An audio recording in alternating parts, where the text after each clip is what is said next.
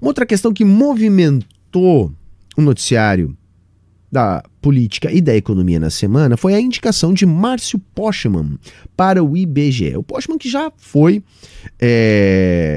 presidente do Instituto. O IBGE é sempre alvo muito cobiçado dos economistas, sobretudo liberais, porque controla, entre outras coisas, o IPEA, que é a principal fonte de dados para o Brasil.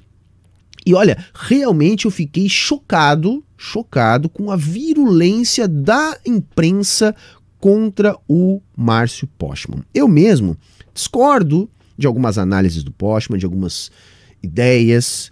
Podemos dizer que nós temos diferenças ideológicas, embora o Postman seja um economista heterodoxo, um progressista, portanto, um cara que está à esquerda da maior parte dos economistas que a gente ouve falar aqui no Brasil. O problema não é esse, né? O fato de ele ser um cara que eu tenho algumas divergências naquilo que ele acredita ser o caminho para o desenvolvimento. O fato é que o Lula tem todo o direito de indicar pessoas da sua confiança. Saca? Essa gente pirando, ficando maluca. Ah, meu Deus, o Lula está aparelhando as instituições públicas. Não tem isso não, tá, gente? Não vamos cair nesse papinho. Vocês queriam o quê? Que o Lula indicasse um bolsonarista? Porra, já basta o bolsonarista que tá lá de presente no Banco Central e que o Lula não pode tirar. O Lula tem que fazer exatamente isso. Parece-me que neste terceiro mandato o Lula aprendeu a lição. Sem essa de republicanismo infantil. O que o PT ganhou fazendo republicanismo infantil na sua primeira passagem foi uma grande rasteira.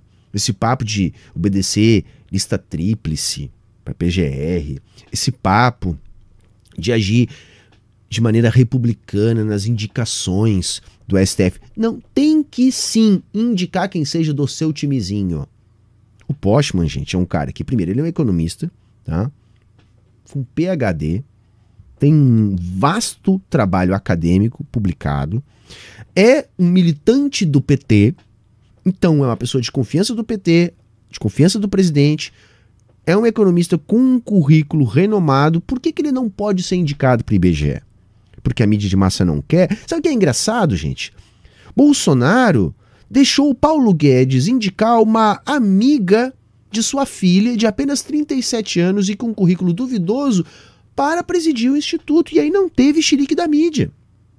Não teve chilique da mídia. E é um chilique tão rasteiro, tão desonesto, que eles estão dizendo que o Postman vai fraudar os dados do IBGE, os dados do IPEA. Tipo assim, olha, não coloque aí, porque ele vai cometer um crime. Vocês conseguem perceber o absurdo que é isso?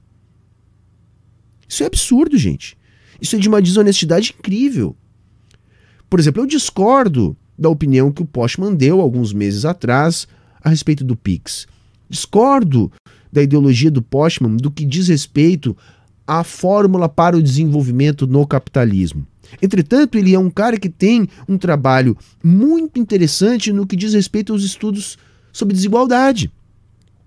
E o fato de eu discordar daquilo que ele acredita ou desacredita não desabona ele para o cargo. Como eu disse, ele é um cara do PT, de confiança, tem um grande currículo e o Lula deve sim indicar pessoas da sua confiança.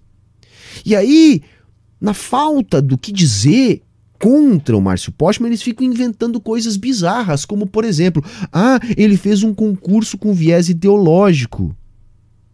Gente, quem elabora as questões de concurso é a banca escolhida a ser aquela que vai executar o concurso. E os concursos, eles vão ter um tipo ou outro de questões a depender do banco de questões a ser utilizado, que até pode ser indicado pelo contratante, mas o contratante não faz o concurso. Segundo, que é a que eu acho ainda mais ridícula, o Postman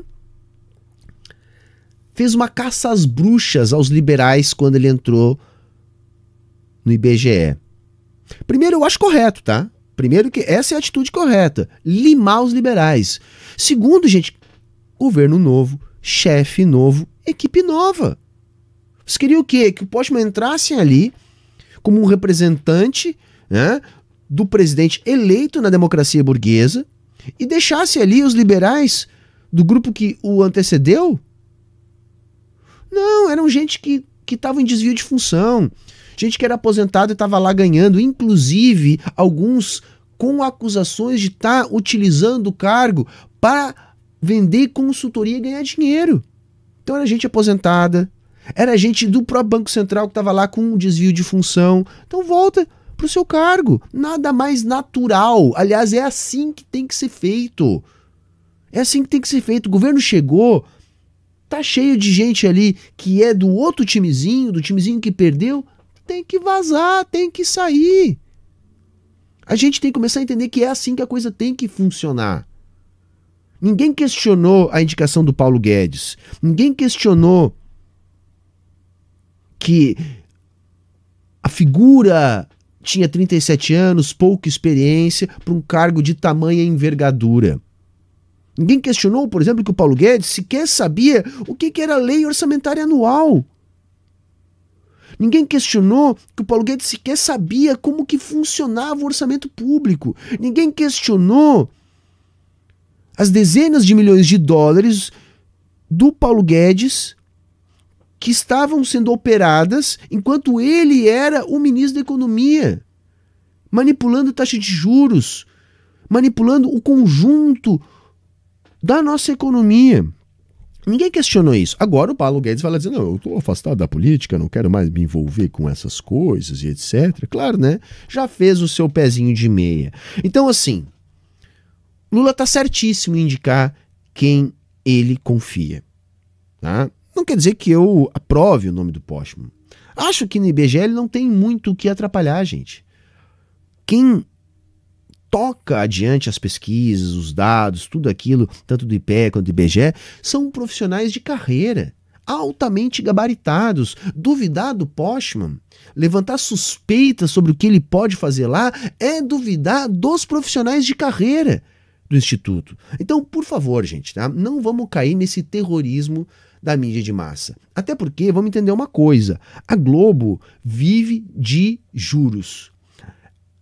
Custo operacional da Globo não é pago com as suas receitas, a não ser que as suas receitas financeiras sejam somadas às suas receitas. Por isso a Globo também defende, em última análise, essa taxa de juros que a gente tá. Então, o sequestro do Banco Central, a política do Paulo Guedes e do Campos Neto, é uma política que a Globo defende. Vamos lembrar o seguinte, a Globo batia no Bolsonaro, basicamente porque a Globo perdeu acesso aos grandes cargos do governo e principalmente porque a Globo perdeu a fatia mais gorda das receitas de propaganda do governo. Então esse era o foco. Vamos lembrar que Paulo Guedes sempre foi blindado pela mídia de massa. Tá? Vamos lembrar sempre desse detalhe.